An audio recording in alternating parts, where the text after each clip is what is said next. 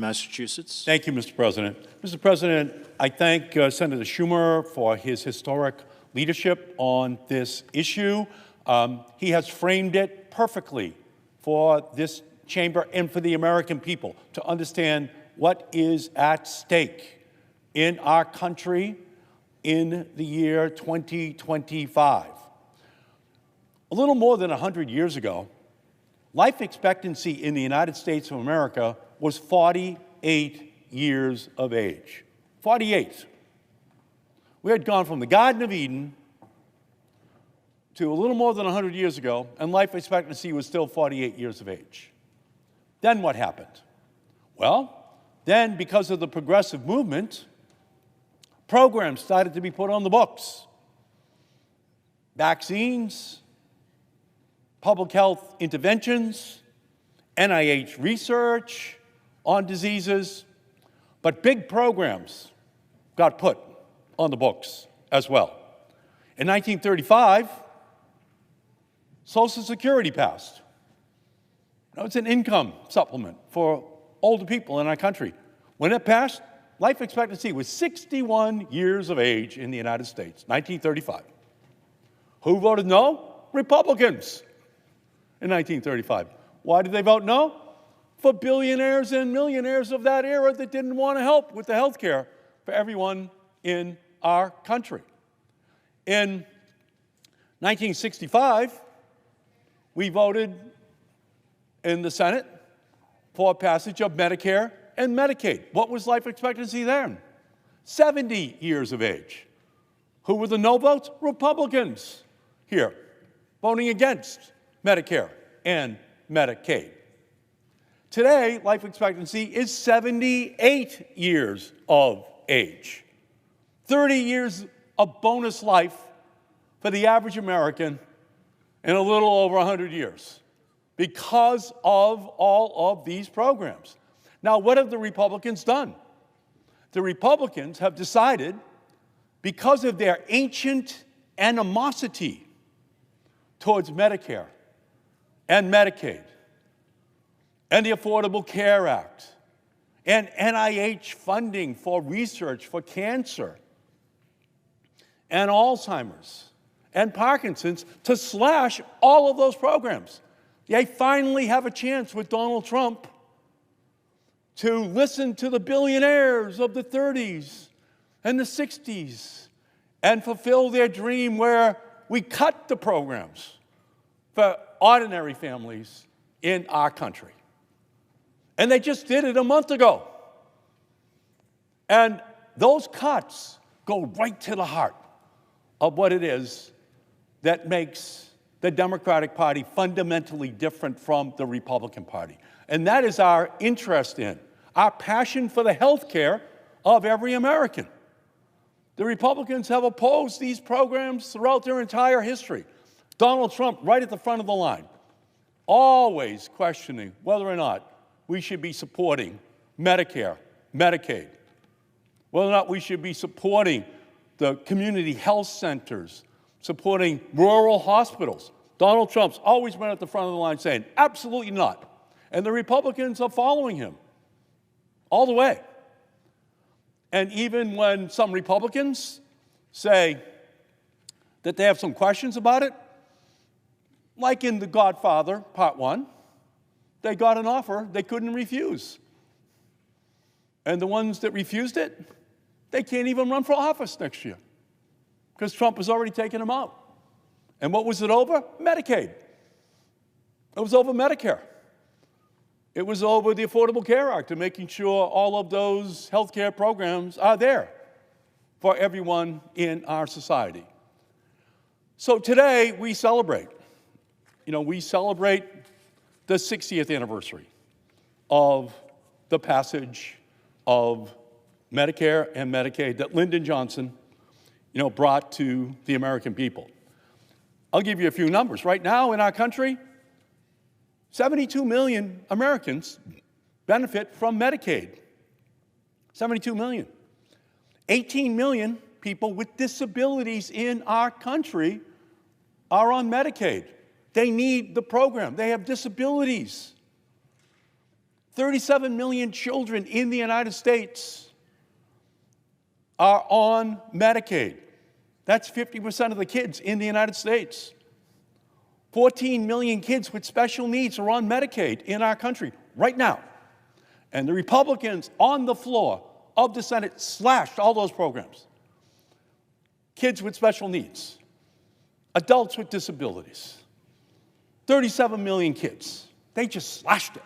And by the way, it's just a promise to billionaires and millionaires who want their money back. You know, Ralph Waldo Emerson, he said that health is the first wealth. So that's what Medicare and Medicaid, what Social Security, what the Affordable Care Act, what NIH funding for research for cancer and diabetes and Alzheimer's, that's what it is. It's providing the first wealth, health, to everyone. But what the Republicans are doing, they've already done it, is they've looted the money for all those programs, all of them, to give it over to the billionaires. And it will lead to a complete and total devastation of the health care system in our country that we have built over the last 2 generations. Millions of people have relied on Medicare, Medicaid to access to health care which they need. And yet, sadly, my colleagues, my Republican colleagues, and Donald Trump have marked this milestone of the 60th anniversary by signing into law unprecedented cuts in Medicare and Medicaid. By the way, I didn't get to know any of my grandparents. It was a foreign concept to my brothers and I. These programs hadn't kicked in yet to extend their life expectancy. The whole concept of a grandparent is completely alien to me. Not today, thank goodness, for young people in our country, but not after the Republicans have just passed the laws that are going to gut the programs that have allowed grandma and grandpa to live longer, much longer. They're gutting those programs. They don't really care about grandma and grandpa. They don't care if they're kicked out of nursing homes, even if they have Alzheimer's. They don't care. You kick them in the heart, you're going to break your toe. And that's how the Republicans have been all the way back to Social Security, 1935. It's who they are as a party. They don't care. And life expectancy is going to start to go down and down and down in our nation, which is their plan. They never liked the whole idea of funding these programs in the first place. And by the way, here are the numbers. It's unbelievable. $900 billion cut out of Medicaid. That's 10 million people who are going to be cut off the program. And they're going to gut the health care ultimately, if you take all of the programs combined, of 72 million people. 2 million of them are in Massachusetts, but it's huge. And they're known in different states in different ways. It's Mass Health, it's Healthy Louisiana, it's Maine Care, TennCare, Can Care. But 1 in 5 Americans rely upon Medicaid for the funding for their health care. And without Medicaid, it's just not there. And Trump and Republicans are also stealing from a program that pays for half of all nursing care in our country. And by the way, 70% of the people in nursing homes, right? Alzheimer's, Parkinson's. We call them grandma and grandpa. These guys just assaulted that program, the Medicaid program. And it's just absolutely unconscionable what they are doing. So this bill is also going to add $3.4 trillion to the federal deficit because they gave more in the tax breaks to the billionaires than they actually cut in these programs. That's how greedy the billionaires in our country are right now, who are the supporters of Donald Trump. And I've just heard from so many of my constituents who are terrified at what the implications are for the health care of their family, of their loved ones, of their children. It's just absolutely unbelievable. A constituent shared that her best friend with a permanent disability counts on Medicaid support to ensure that she has a wheelchair for mobility and can receive assistance to continue independent living. Republicans have cut that program. They've cut that Medicaid program. They're going to take away oxygen tanks from nursing home residents, wheelchairs from kids.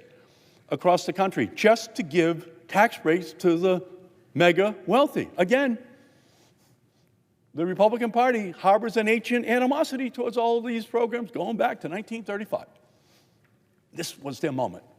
The Billionaire Boys Club comes together. Give us back all our money that has been used to extend life expectancy by 30 years for all those people who don't deserve it, meaning all the regular families in our country, just a direct assault upon them.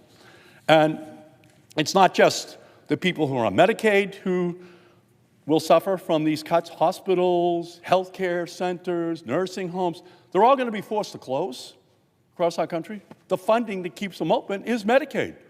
It's Medicare.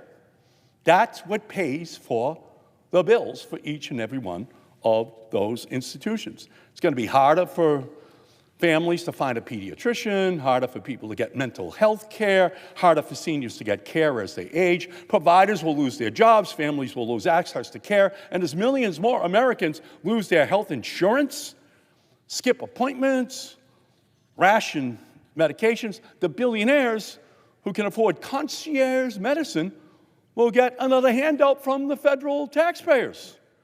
The rich will get richer, and the sick will get sicker in our country. And it's going to increase the federal deficit by $3.4 trillion.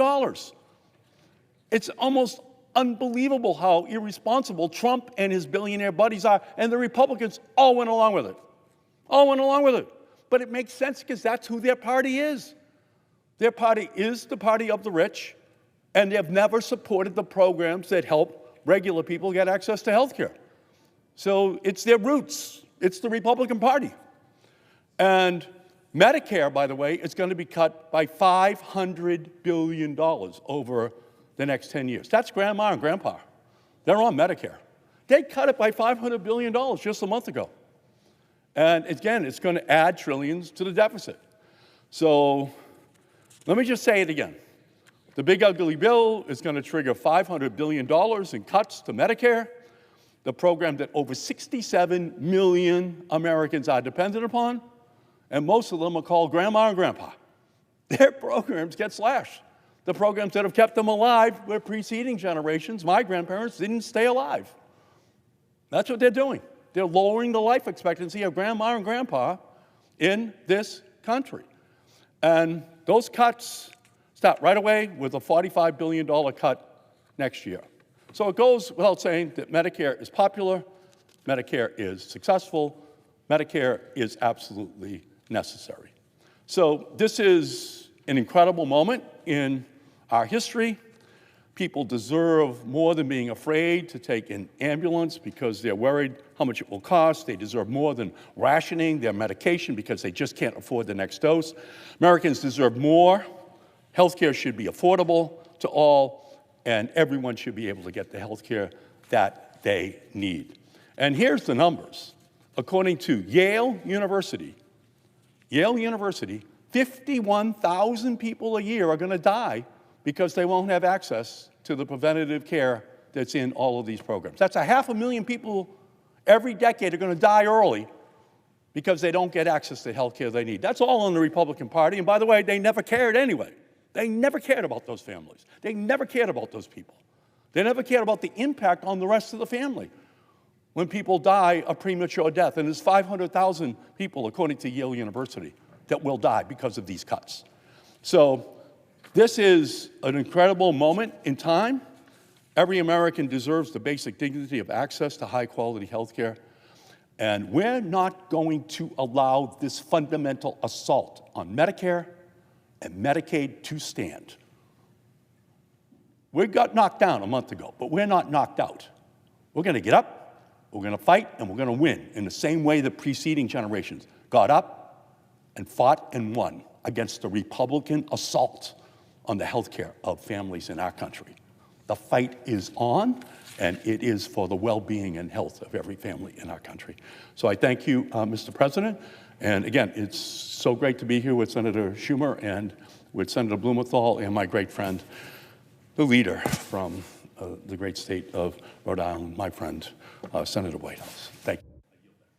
Mr. President.